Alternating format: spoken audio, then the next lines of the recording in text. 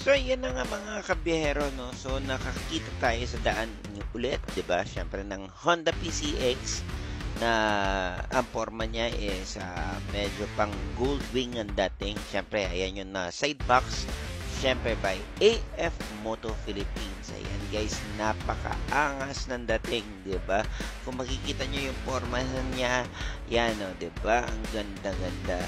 And then, syempre, yan mga kabehero, kung mapapansin ninyo, wala pa siyang top box, pero yung top box niya ay padating na rin. So, hopefully by next month, ma-review natin ulit, no, ng buo na nandyan na rin ang top box by AF Moto.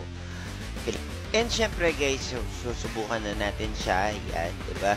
So, ang review ko naman dito, napakagaan, napaka-smooth lang, parang walang nakalagay na top box or na side box, 'di ba? Yan, napaka-smooth lang niya. Syempre big shoutout po kay Sir Kevin De Torres, owner ng PCX na to. Let's go!